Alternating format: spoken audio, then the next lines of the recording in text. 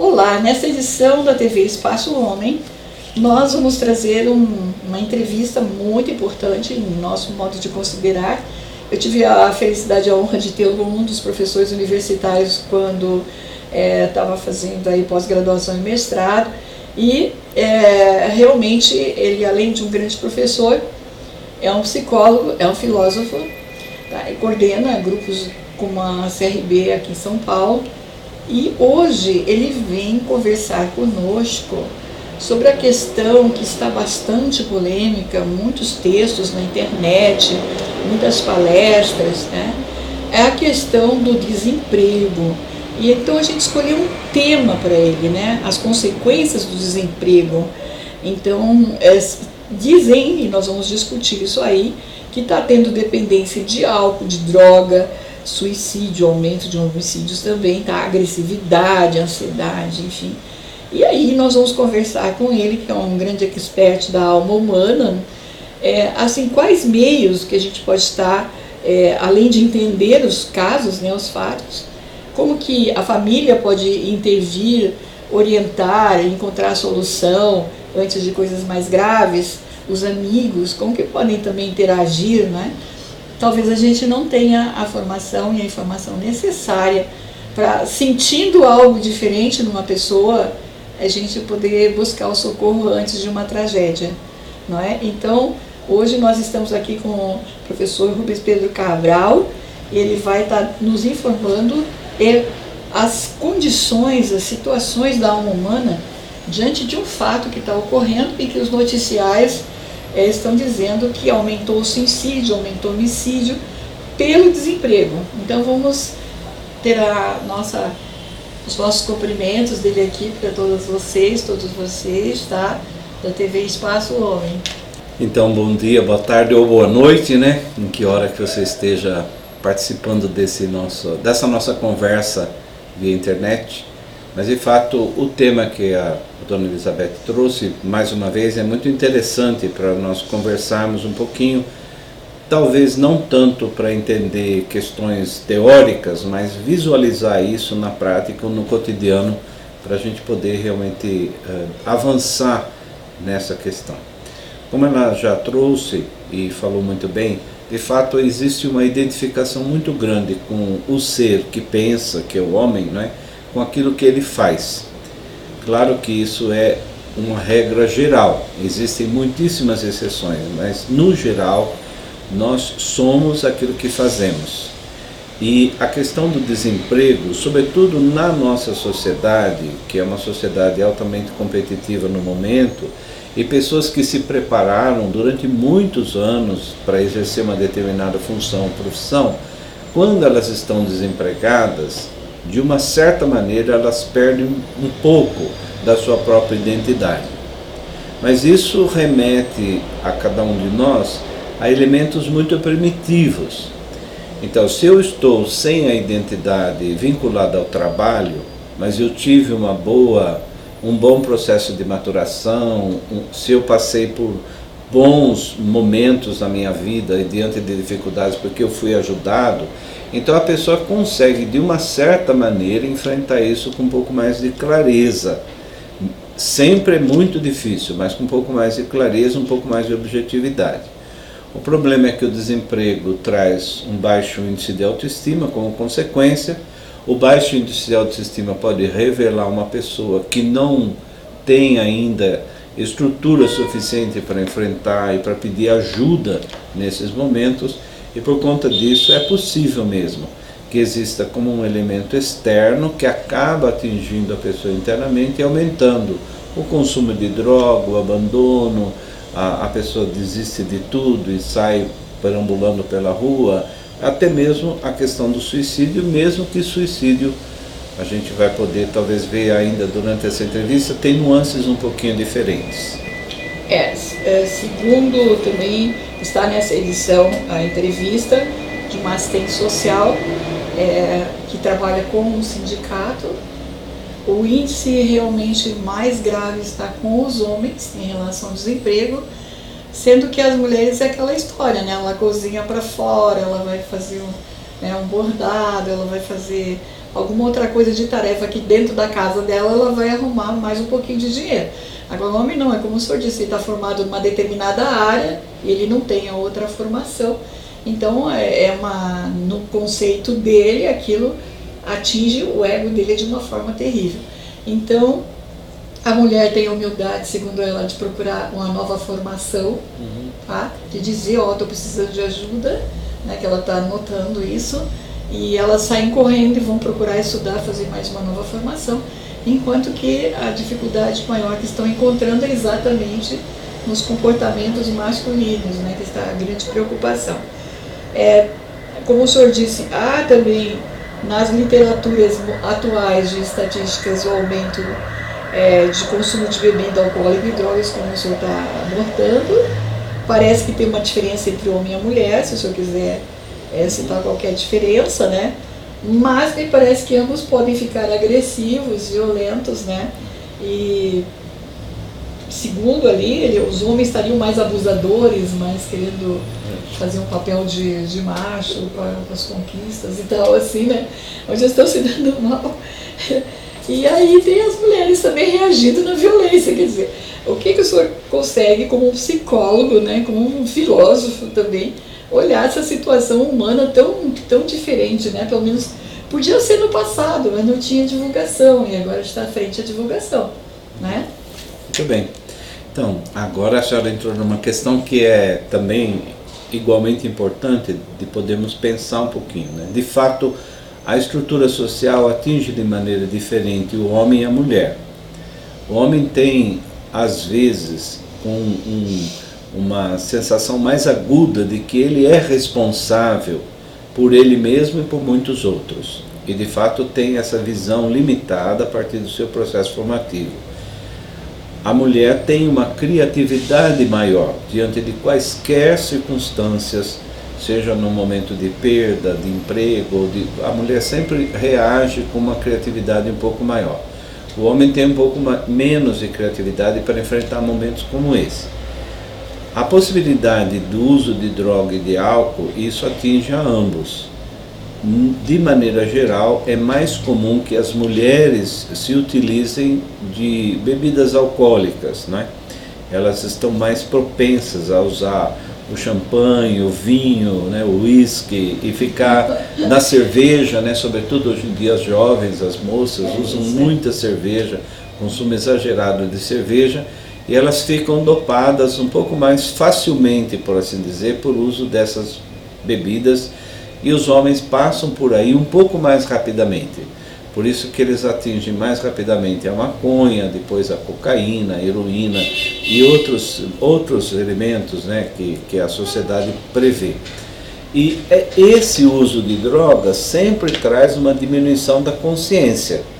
Então, com a diminuição da consciência, de maneira geral, as mulheres se tornam mais frágeis, porque elas estão numa determinada situação, elas são alcoolizadas, elas se tornam mais dependentes, mais frágeis, elas precisam ser carregadas, cuidadas, e muitas vezes são abusadas, e muitas vezes são violentadas, e são até assassinadas nessas condições por conta da fragilidade. O homem, antes de se tornar frágil, ele passa por um período realmente, que a senhora chamou de abusador, mas na verdade a gente pode usar um termo um pouco melhor, que o homem passa por um período predatório. Ele acredita realmente que ele é tão potente que ele possa resolver essa ou aquela situação na base da faca, do tiro, ou na base de qualquer outro elemento que esteja à disposição dele. Esse aspecto predatório da personalidade do homem é que faz com que ele haja de maneira mais violenta. E ele essa violência atinge a ele mesmo, mas pode atingir outras pessoas, né? Nós temos hoje homens assassinando as esposas, os filhos, assim como a gente teve também mulheres, né? O famoso caso da Medeia, já lá na tragédia grega, nos remete a isso, né? Então, a agressividade, o comportamento agressivo e destrutivo, ele pode se desenvolver em ambos. Entretanto, sob condições de uso de álcool ou de droga, as mulheres passam por um período de fragilidade maior, os homens por um período de fragilidade menor, E a questão maior do homem é realmente ele se crê como um predador. Ele se crê como alguém onipotente diante da bebida, ou do álcool, ou da maconha, ou de qualquer outra coisa. Então ele tanto pode causar mal a si mesmo, gerando realmente a sua própria destruição através do excesso do uso dessas drogas, como ele pode destruir outras pessoas.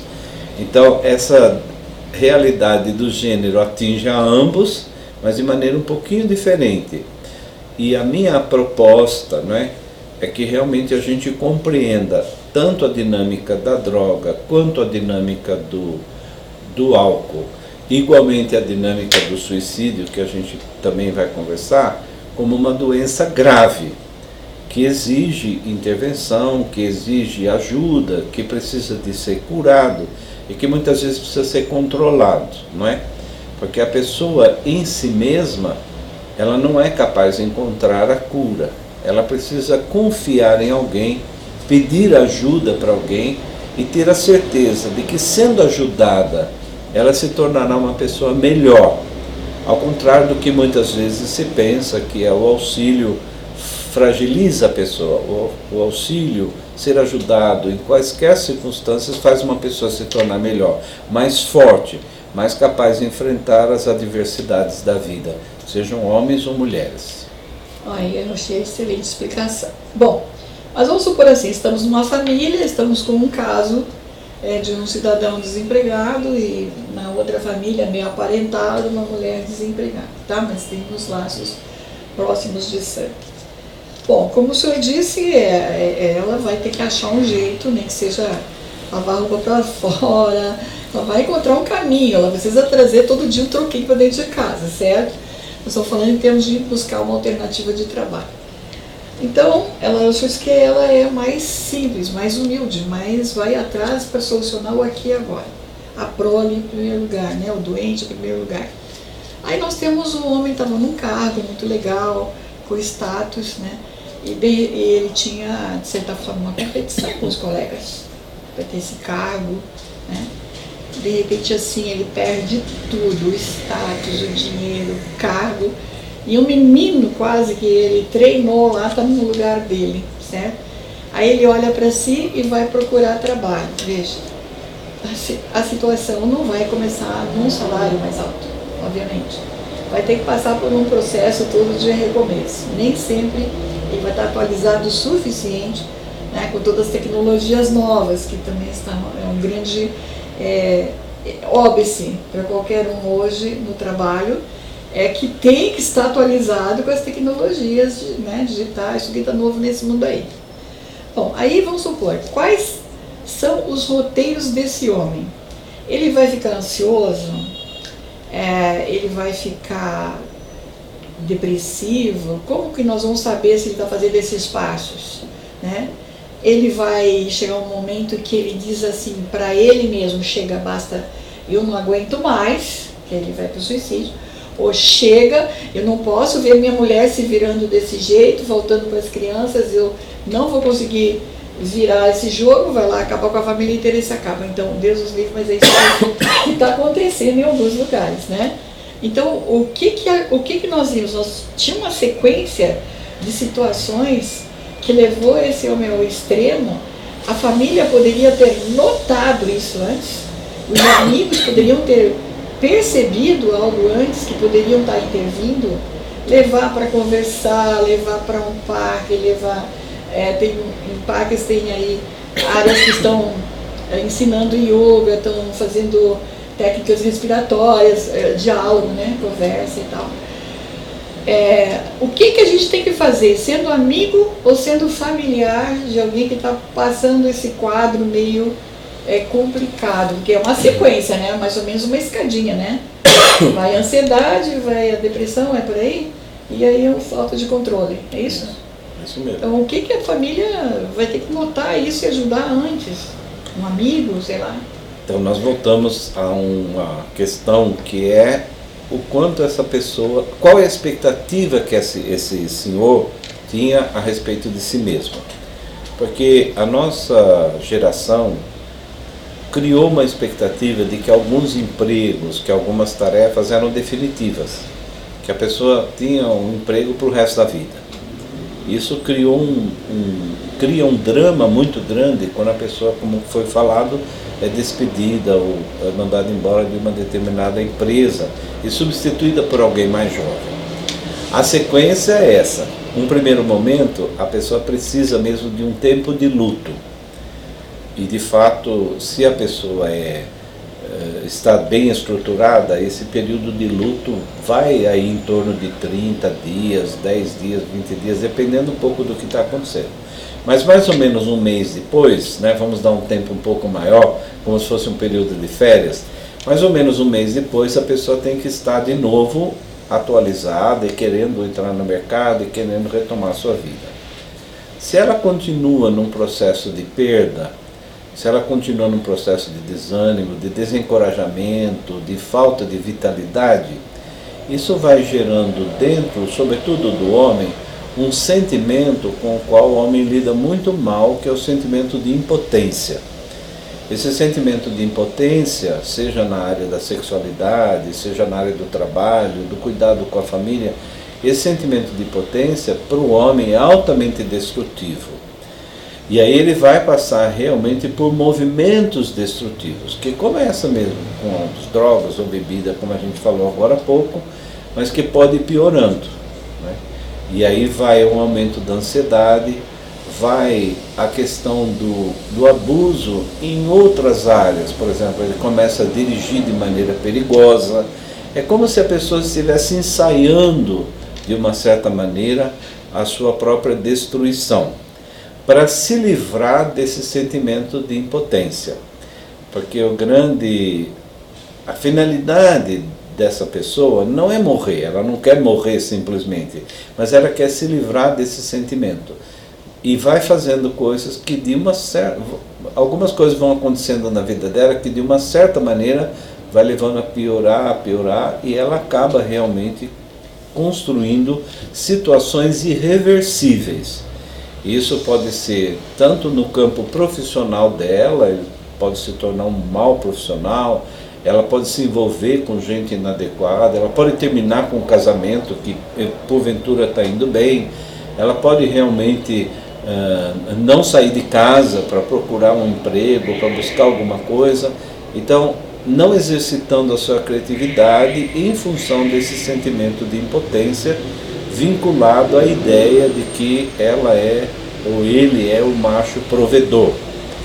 Então, a ideia que ele quer combater acaba se tornando para ele mesmo fonte de destruição, de autodestruição. A proposta aqui é sempre que a pessoa não corte os seus vínculos, não é? Porque se a pessoa estava trabalhando numa empresa e de repente ela não está mais lá, mas ela tem amigos, ela tem parentes, ela tem pessoas que subsistem a essa perda do emprego. Então a proposta é que a pessoa não perca os seus vínculos, continue mantendo amizade com seus amigos verdadeiros, continue conversando com pessoas da sua área, né, para estar atento realmente a alguma possibilidade, seja de adaptação, seja de alguma novidade dentro da sua área, seja o uso daquilo que ele já tem como experiência, que uma pessoa jovem muitas vezes não tem. Evitar o máximo possível a implantação do sentimento de impotência, que se dá depois do luto. O luto acontece mesmo. Quando uma pessoa perde o emprego, ela passa por um período de luto. Mas terminado esse período, que depende um pouquinho de cada pessoa, que ela evite o sentimento de impotência, que ela evite entrar nessa dinâmica autodestrutiva, porque isso certamente vai gerar para ela um desconforto maior e também para o meio ambiente onde ela vive, né? Eventualmente a esposa, os filhos, até os próprios amigos, muitas vezes, que nem sabiam que a pessoa estava passando por aquilo, se sentem, de uma certa maneira, traídos, né? Porque aquela pessoa fez uma coisa que eles jamais imaginariam. A gente tem como agir nesses sinais. A minha preocupação, não sei se está certa a palavra, é assim, estou vendo que a pessoa está definhando, vamos dizer assim, tá? Nesses comportamentos que o senhor está dizendo que são autodestrutivos. A gente pode trazer o quê? Um terapeuta em casa, um religioso, levar numa igreja, sei lá, trazer os parentes, fazer uma reunião, fazer uma festa. O que tem que fazer para, vamos supor assim, fazer o relógio andar ao contrário, né? Vamos brincar um pouco assim, uma coisa tão triste, mas é verdade. Como que a gente para esse momento? Dá para fazer um corte, dá para interferir, dá para pôr a pessoa num tratamento, sei lá, traz um psicólogo para casa, traz um amigo disfarçado de psicólogo. Como que a gente vai brecar isso? Porque como o senhor está falando, dá a impressão assim que o final é drástico, né? Não tem um meio que a família pode encontrar uma alternativa? Então, dona Elizabeth, a primeira coisa que é importante é que a família note o que está acontecendo com a pessoa. No sentido que ela revele, eu vejo o que você está fazendo, eu sinto o que você está fazendo, eu conheço o que você está fazendo. Quer dizer, a pessoa tem que perceber que ela está, de alguma maneira, sendo supervisionada de uma maneira positiva. Entendi. Não se trata de gerar a sensação de que, olha, se você não faz isso, não faz aquilo, eu não gosto de você, eu estou vendo, não é? Você está pagando um preço alto demais para o seu desemprego, né? Naquele momento inicial você foi desempregado, ou você passou por uma experiência de perda de alguma coisa que estava fora de você. Hoje quem está se desempregando é você mesmo, porque você não está se cuidando, não está encontrando seus amigos. Agora, todas as outras saídas, elas podem ser na base da companhia, né? Eu vou com você para um grupo de alcoolistas anônimos, né? Eu vou com você frequentar um encontro, eu vou levar você a um momento de oração, eu vou celebrar com você. Então, essa companhia, né? Ou essa solidariedade, porque a tendência muitas vezes é a pessoa se isolar e o outro chama de respeito manter o isolamento dela. Não é, muitas vezes esse respeito é pudor. A gente tem que ter coragem de revelar, eu vejo, eu sei, eu entendo, e a partir daí dizer, vamos fazer juntos, né?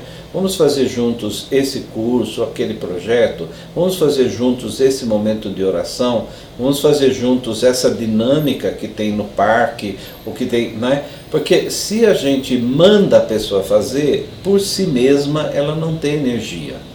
Então ela precisa de uma companhia solidária, né? Precisa de um acompanhante, como a gente fala. Alguém que veste a mesma roupa, alguém que bota o mesmo sapato e que sai comigo para andar na chuva, para enfrentar aquele momento de dor. Esses são dois passos importantes. O primeiro é de revelar para a pessoa que está vendo o que está acontecendo com ela. Isso pode ocorrer também com jovens, pode acontecer com idosos também, não é? E não adianta dizer para a pessoa, faça, né? Porque muitas vezes esse jeito da gente dizer faça isso ou faça aquilo é uma maneira da gente se desencarregar da ação ou se desencarregar do problema. A proposta, o projeto é sempre façamos juntos isso, né? Vamos juntos a esse encontro, vamos ouvir aquela pessoa, né? Vamos trabalhar juntos num processo terapêutico, né? E aí sim, a pessoa se sente solidária, né, ou solidarizada por alguém. Aquela pessoa que é solidária vai acompanhando até que a pessoa possa realmente se reencontrar, se retomar e caminhar sozinha. A pior coisa que a gente faz é ignorar, fazer de conta que não está vendo, que o outro não está comendo, ou não está tomando banho, ou não está saindo, ou não está se cuidando, ou está se cortando, não é? Essa é a pior coisa. Ignorar não é a saída e não traz benefício algum. O que traz benefício é revelar de uma maneira generosa para o outro que está vendo, estou sentindo, estou percebendo, estou acompanhando, não é? Nós estamos, e depois dizer para o outro, estamos no mesmo barco, você e eu. E nós vamos fazer juntos essa caminhada para que a gente possa encontrar uma saída. Eu achei muito interessante e ao mesmo tempo assim, teve um momento que até me emocionei. Imagina, né, a pessoa ali naquele desespero, assim, chegar alguém, eu estou com você, fomos juntos, nossa, deve dar uma energia poderosa. Olha, essa dica aí Gente, valeu, tá? Eu fiquei arrepiada, acho que vocês também, não é? Quando é que você, homem que está assistindo, alguma vez olhou seu colega, seu amigo cabisbaixo lá e disse assim, vem cá, cara, eu estou sentindo que você está assim, vamos junto dar uma volta no parque, vamos andar de bicicleta? Alguma vez você fez isso? E nós mulheres, hein? Olhamos os homens da nossa família, tudo aqueles super-heróis, ou a gente olha assim, puxa, a vida está precisando de mim agora, aquela amigona, né? Eu vou junto.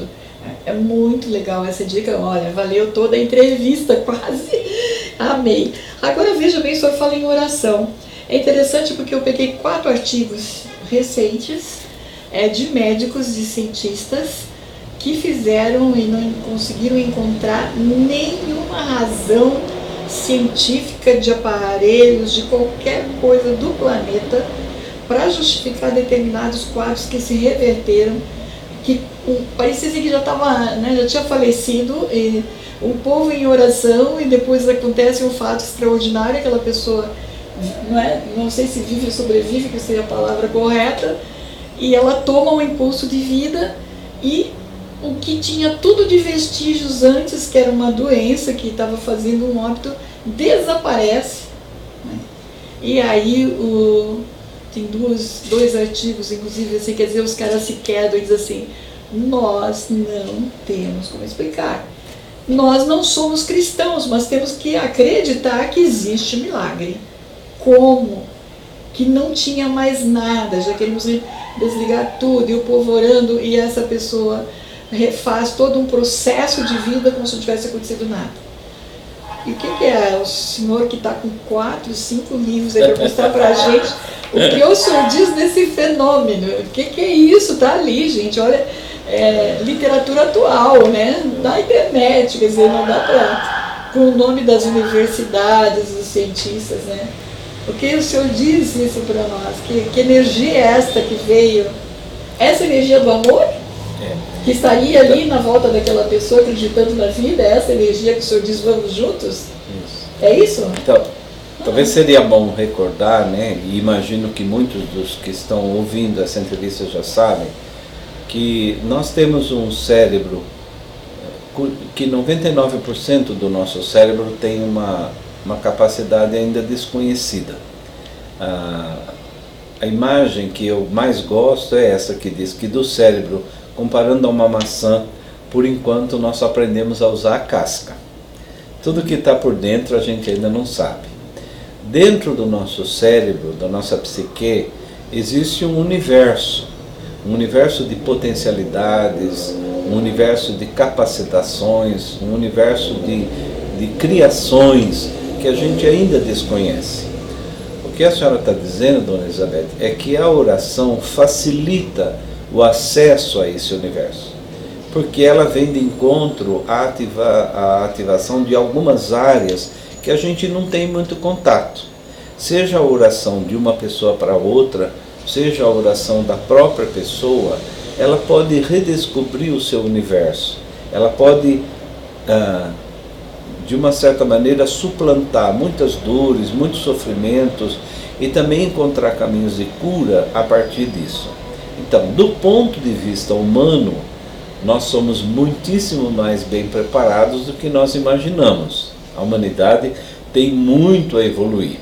E se nós fizermos o favor de não destruir o planeta muito rapidamente, talvez daqui 1 milhão de anos, a humanidade seja completamente diferente e absolutamente plena, não é? Como é o projeto mesmo que inclui o nosso cérebro. Então, do ponto de vista interno, nossos recursos são muitos, não é?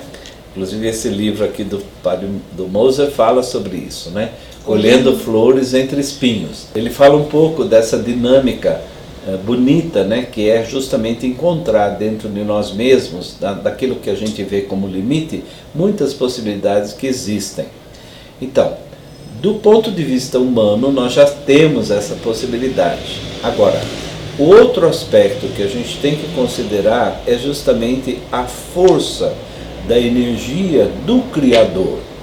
Seja ele ou tenha ele o nome que tiver, em cada um de nós um pouco dessa energia do Criador que vem de fora, né, que recebemos de fora, através da oração de amigos, de irmãos, através da comunhão de orações, através de movimentos que ajudam a gente a entrar de maneira mais harmoniosa com a natureza, com a criação, com tudo isso. Então, nessa dinâmica positiva que vem de fora, nós encontramos também uma força muito grande.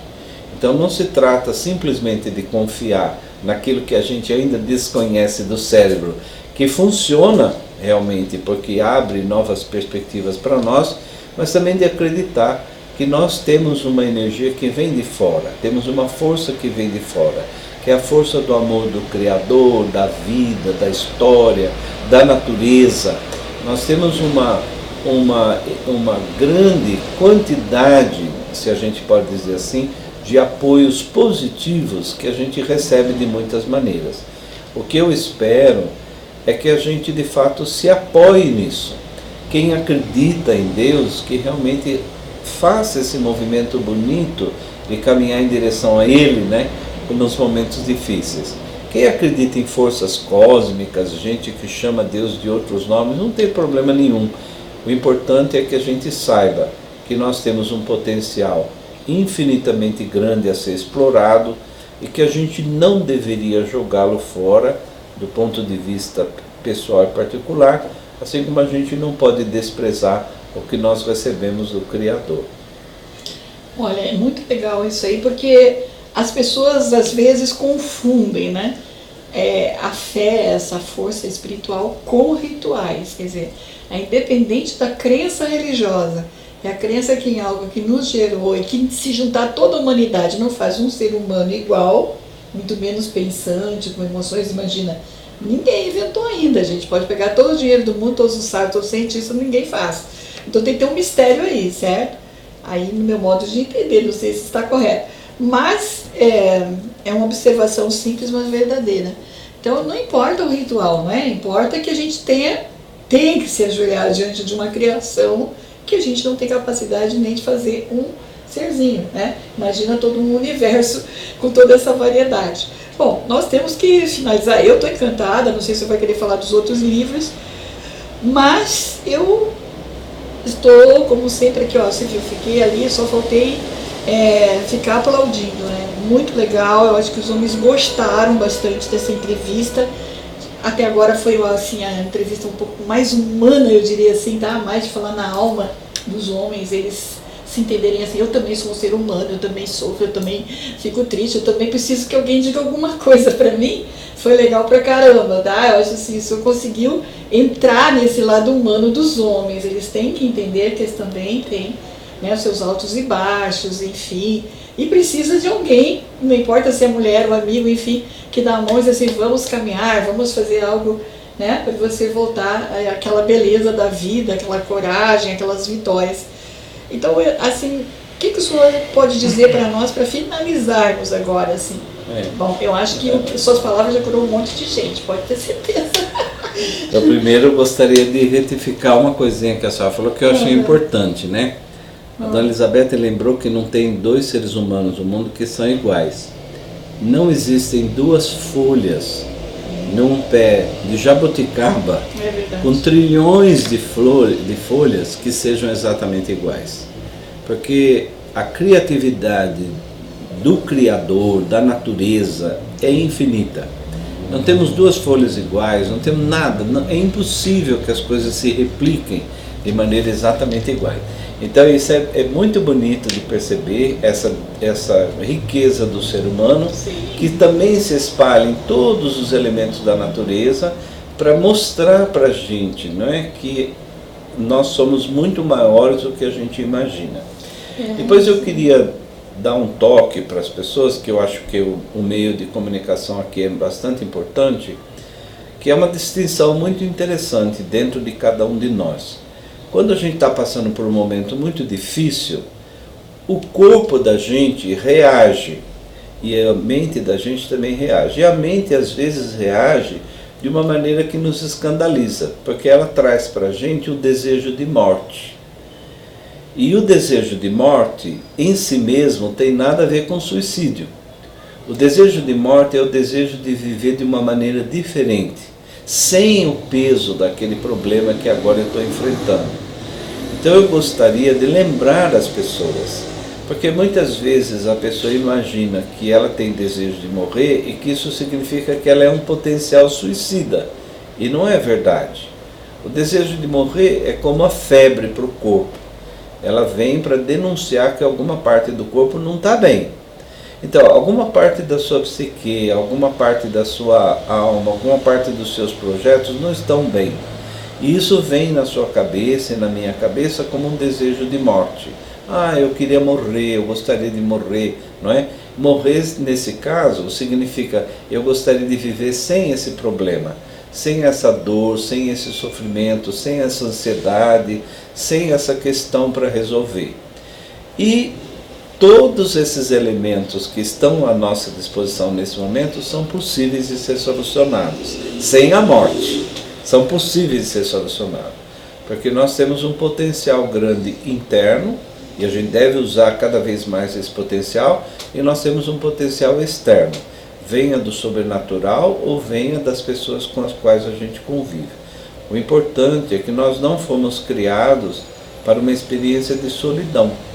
E aí gostaria de complementar, né? Nesse tempo de Natal e de Ano Novo, muitas vezes as pessoas se sentem mais solitárias ou têm dentro de si um sentimento de solidão.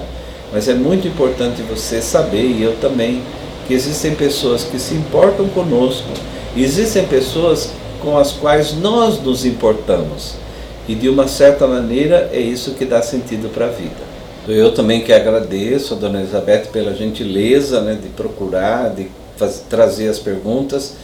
Agradeço a todos aqueles que participam dessa entrevista, né, ouvindo e celebrando a vida com a gente.